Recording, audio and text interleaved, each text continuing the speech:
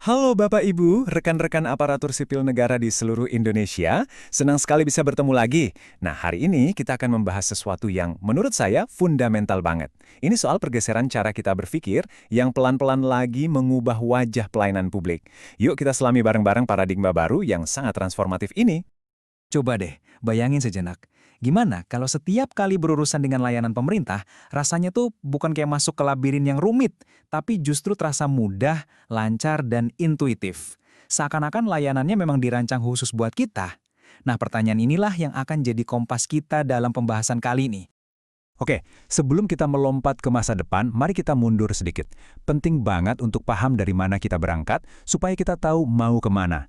Kita akan lihat model yang lama, model tradisional. Tujuannya bukan untuk menyalahkan ya, tapi untuk memahami kalau model itu adalah produk zamannya, dan sekarang sudah saatnya untuk berevolusi. Nah, ini dia nih, kisah dua model. Coba kita lihat sisi kiri dulu. Birokrasi tradisional, kaku, fokusnya ke dalam, orientasinya ke prosedur. Kedengarannya familiar kan? Tentu ada bagusnya. Aturan dan prosedur itu penting untuk menjaga ketertiban. Tapi seringkali, saking fokusnya kita sama prosedur, kita jadi lupa tujuan utamanya apa. Ya betul, melayani masyarakat. Dan sekarang kita geser fokusnya.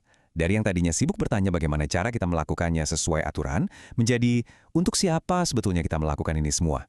Nah, inilah inti dari paradigma baru, menempatkan warga, ya masyarakat yang kita layani, tepat di jantung dari semua yang kita kerjakan. Jadi, apa sih sebenarnya berpusat pada warga itu? Ini dia definisinya. Ini bukan cuma slogan keren loh, tapi sebuah model kerja yang fundamental. Artinya, sebelum kita bikin aturan baru, sebelum kita bikin sistem baru, pertanyaan pertama yang wajib kita tanyakan adalah, ini dampaknya apa buat warga? Bakal bikin hidup mereka lebih gampang atau malah lebih susah? Pergeseran ini tuh bukan sesuatu yang terjadi dalam semalam. Ini adalah sebuah evolusi. Kita bisa lihat perjalanannya di sini. Dari administrasi yang kaku, lalu kita bergerak ke arah manajemen yang lebih efisien, dan sekarang kita ada di ambang era baru, tata kelola yang benar-benar memprioritaskan pengalaman warga. Ini langkah maju yang logis dan terus terang nggak bisa dihindari lagi. Oke, kita balik lagi ke perbandingan tadi. Sekarang lihat deh bedanya. Jauh sekali kan? Dari yang tadinya kaku, jadi adaptif. Dari fokus ke urusan internal, jadi fokus ke dampak eksternal. Dan yang paling penting, dari yang orientasinya ke prosedur, jadi ke pengalaman. Intinya adalah, kita bukan lagi sekedar operator pemproses berkas, tapi kita adalah perancang pengalaman bagi warga. Terus pertanyaannya, gimana cara mulainya? Semuanya berawal dari pola pikir. Di bagian ini, kita akan bedah alat paling ampuh yang kita punya sebagai ASN, yaitu kemampuan untuk melihat pekerjaan kita dari sudut pandang mereka, dari kacamata warga yang kita layani. Kita sering dengar istilah customer experience dari dunia swasta ya kan? Tapi coba perhatikan perbandingan ini. Di sektor publik, tujuan kita jauh lebih dalam. Kita nggak ngejar laba, kita membangun kepercayaan. Kita nggak ngejar loyalitas merek, kita memastikan adanya akses dan keadilan untuk semua. Prinsipnya mungkin mirip, pakai empati dan desain, tapi misi kita jauh lebih mulia. Oke, ini bagian yang praktisnya. Ada 4 langkah yang bisa kita coba terapkan bahkan mulai besok. 1. Dengar aktif. Maksudnya, benar-benar mendengarkan, bukan cuma nunggu giliran ngomong. 2. Berempati mendalam. Coba rasakan apa yang warga rasakan. 3. Rancang solusi bersama. Ajak mereka ikut mikir. Dan 4 yang gak kalah penting, iterasi dan perbaiki. Jangan pernah merasa puas, selalu cari cara untuk jadi lebih baik. Tentu saja, mengubah paradigma sebesar ini nggak gampang, nggak semudah membalikan telapak tangan. Sekarang, mari kita bicara jujur. Kita bedah realitas di lapangan, khususnya tantangan dan harapan yang kita hadapi bersama di Indonesia. Saya yakin, poin-poin di sini terasa sangat familiar bagi kita semua.